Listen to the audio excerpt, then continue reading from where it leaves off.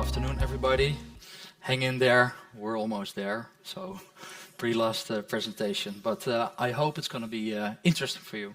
So, this project was done together with Hyundai Europe and together with VI-Grade. Basically, our role as VIBES.technology as a solution provider for modular NVH technology is to obtain a model out of test data that can be changed and being fed into the VI simulator, the desktop simulator.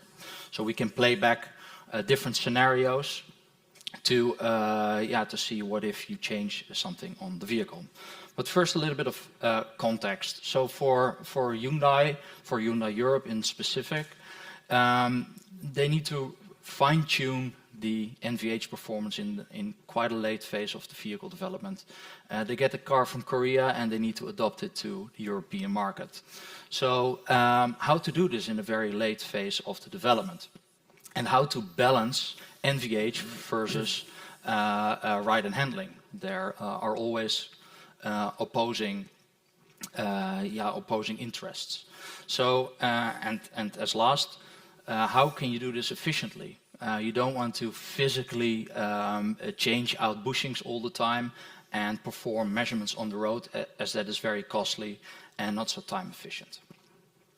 So we provide a modular strategy for NVH, where we perform a so-called test-based modeling step on the vehicle. We perform physical measurements on the vehicle. We describe the source, in this case for road noise, at the wheel hub. We describe it with blocked forces, as was also mentioned in the previous presentation. And then we can virtually modify these measured transfer functions, and then see how you can optimize and change them and play this back in the VI simulator. So if we look at the car, we are interested in road noise, in this case for the front axle. We see that we have these blocked forces on the knuckle, so really at the input where the energy is going into the car. Then we have the suspension, and then of course all of the energy is transferred to the body, and we are interested in microphone response or seat roll response.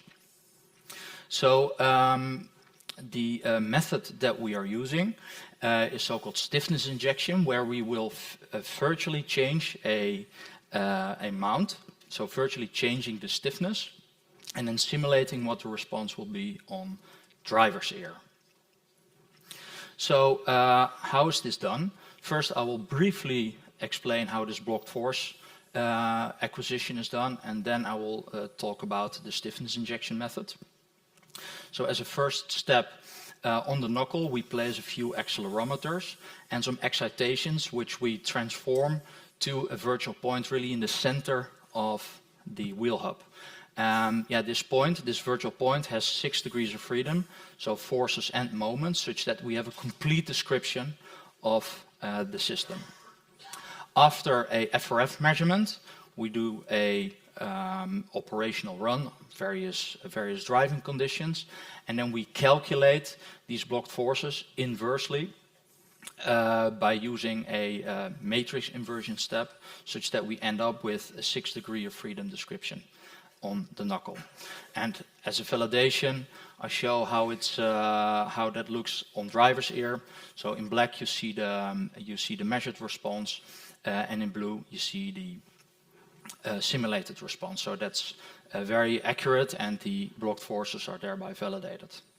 So now we have the input for our model. So in the second step we need to obtain a model of the vehicle. Well, and that goes as follows.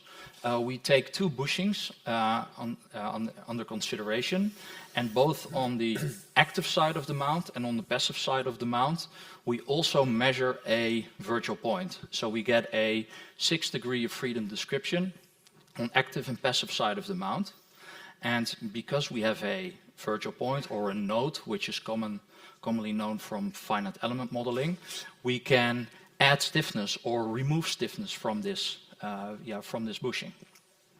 So on the right-hand side, you see how that goes in practice.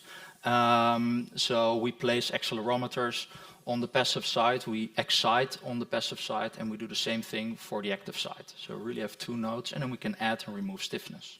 So really, this approach allows us to make a virtual modification to the car, and we use the blocked forces as input for our model, which are invariant of the change of the receiver, and therefore we can simulate now the response on driver's ear and on seat rail. You could use some information, it's not necessarily needed, of the mounts, but to make sure you can make a relative stiffness change, you can use a nominal stiffness of the bushing and then add 10, 20, 30, 40% stiffness, or remove it to study all kinds of what-if cases. So in a next step, we can calculate the sensitivity on driver's ear with respect to a unit change in stiffness. So here you see 6 graphs. So from top to bottom, we have split up or cut up the frequency band into 3 regions, the so-called booming noise, cavity noise, and rumble noise frequency range. And for that range, we can sum up the response and calculate the sensitivity. So what you see, for example, in the middle case, so if you would change the stiffness of the mount in X direction, you basically reduce the noise on driver's ear. But that's not for all frequency bands the same. So for example, for the same direction in the booming noise region, you actually make it worse. So this is therefore quite a complex problem, and therefore having a proper understanding of the sensitivity of the system, you can run all kinds of scenarios and perform optimization, obviously. Well, the study that, one case that we have studied is a quite extreme case, is that we virtually rotate a bushing 90 degrees. So if I go to the next slide, you see in black our baseline model. In the dashed line, you see the measured response on the full vehicle. And then by rotating this bushing, you can see that we can accurately predict this peak when virtually rotating the bushing. And that's pretty interesting, that even for large changes, even maybe unrealistic changes, you can still very accurately predict these cases. So once we've set up this model, we can choose specific scenarios. We can, when we follow this entire process, we can give this data to VI-grade, we can import it there, and then obviously play back all these scenarios. And hereby I would like to give over the word to Thank you very much, Eric.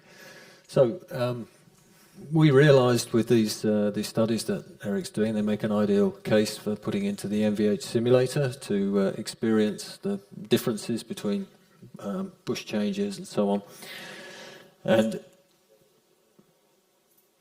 our ideal vehicle for that is the compact NVH simulator, where we have stereo sound and 7 independent degrees of vibration replay. Replaying at the steering point, the heel point, and the seat, vertical, lateral, and longitudinal. And what we can do in this simulator is we can put Eric's data in using the block force data that he's predicted for a couple of conditions, 60 and 120 kph. We've taken the FFT and produced an average for these 6 degrees of freedom at the front hubs. We then take the assembled FRF matrices that he's supplied from the hub forcing to the receiver points, combine those in our CAE auditioner tool to give us auralization, noise, time domain, and seat rail vibration in the time domain. Now, it's not a perfect data set for us because we were never considered in the generation of this data. So the vibration transfer functions were a little bit limited. We only have seat rail data, so there's some simplification and transformations that we have to make to replay in the 7 channels on the NVH simulator. We've simply used the seat rail Y and Z vibration directly on the compact NVH floor channels. For the steering vibration, there was actually nothing, so we used some surrogate transfer function data, just played slightly lower to give us a bit of context to the vibration so that you have something on the steering wheel. And then for the seat, we use our transmissibility matrix approach. So in the compact NVH simulator, we reproduce vibration at the seat contact point, so it's something of a virtual seat, if you like. You can reproduce the vibrations of any seat you like on this single piece of hardware. But because we have seat rail vibrations, what we have to do is apply a transmissibility matrix approach to transform the seat rail to contact point vibration. We make measurements in the operating condition on a real vehicle, measuring indicators at the 4 seat rail points and at the response points on the seat surface, and use this transmissibility matrix to process to calculate the contact point responses, so that we then have the compact NVH seat back X, Y, and Z. So that gives us our structure-borne contribution from the TPA models for 2 cases, 2 operating cases, and 2 design cases.